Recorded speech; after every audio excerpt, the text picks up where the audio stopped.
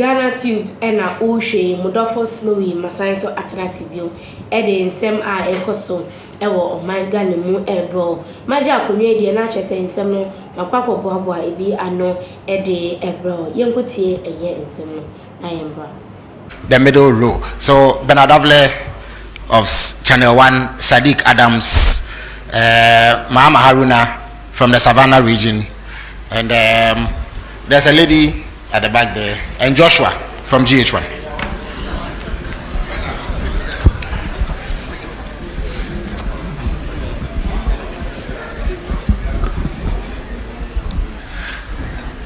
Thank you, Felix.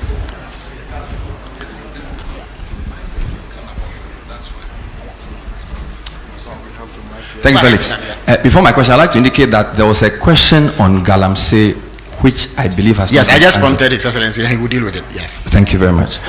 So, Mr. President, thank you for this opportunity. We are told democracy thrives on checks and balances and separation of powers. Your party has a 2/3 majority in Parliament.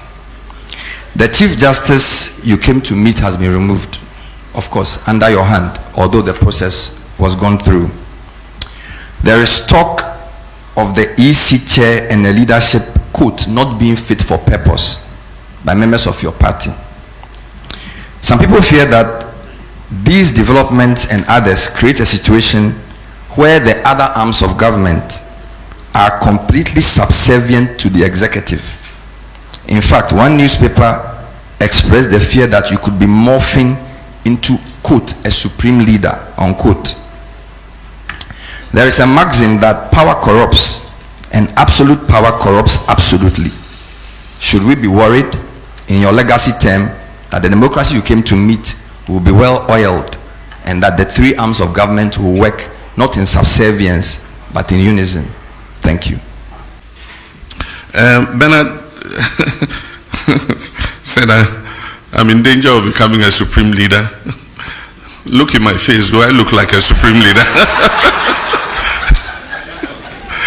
And that is to paraphrase Professor Atamils, do I look like a cat hunter? Do I look like a supreme leader? I'm a Democrat true and true.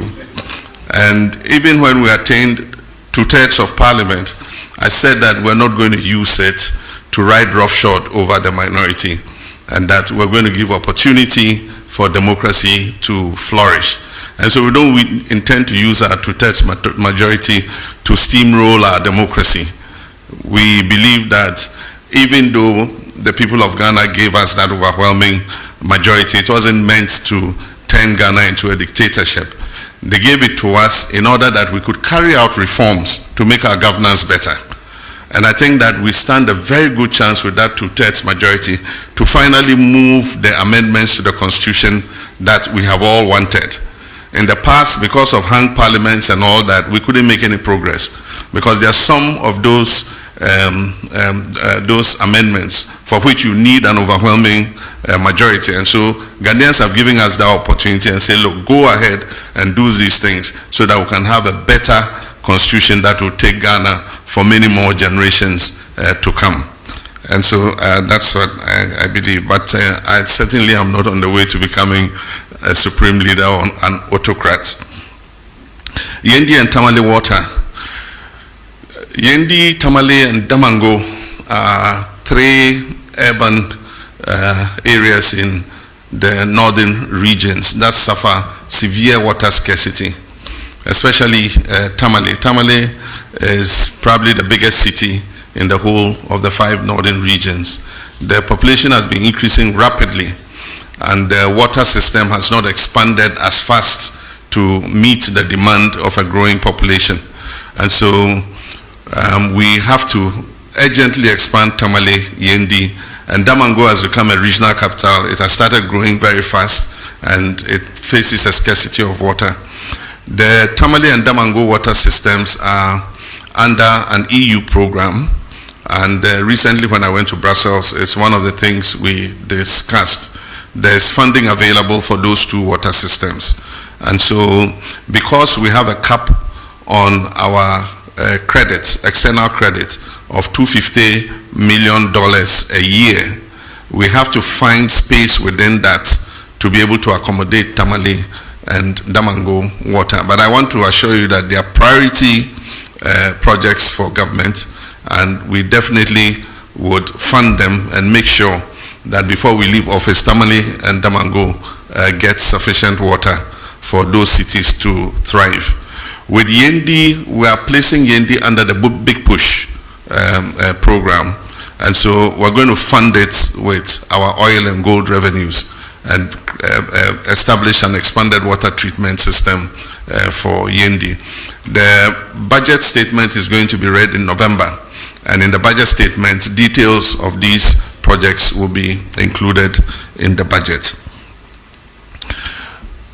The last time the GJA came to me, I mentioned to them that as the world changes and new technologies come, we're moving from not having just the traditional media into having what we call the new media. These are all the new social media instruments like TikTok, like Facebook, like X, and all of them. And so the traditional sense of journalists like you, most of you trained and working in media houses that have a corporate identity and can be held responsible for the information that you put out, is beginning to change.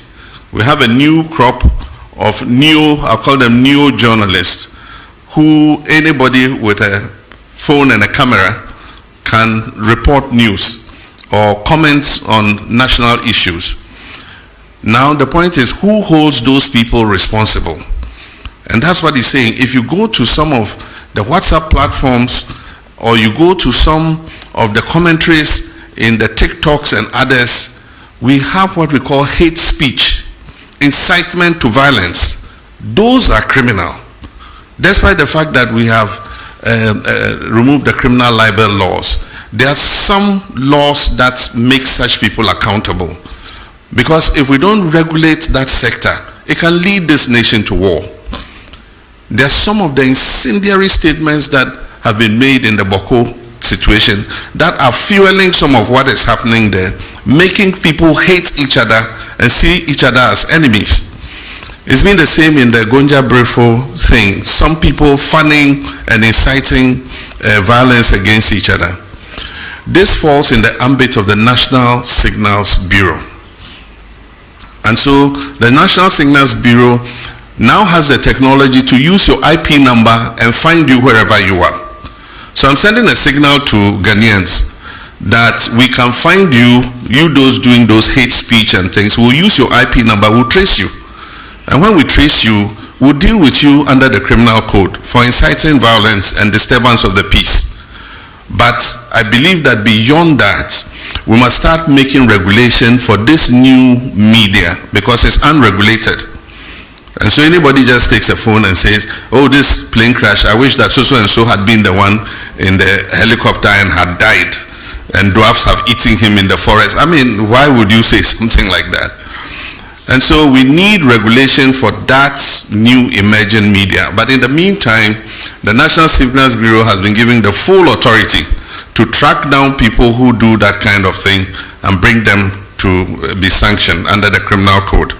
Abusiafo ya vakutie ensem no aba obetini e de comment abreme e comment section amejebe akenkan na e de amafefefe the science so e carry him say aha eye Ghanatube so ensem a ekoti e ba bremo nyina no onsa e be kan e wa on subscribe na hit notification bell no se da bia ensem no ye de tuma na wenya ne enten pass so sisi ade makram.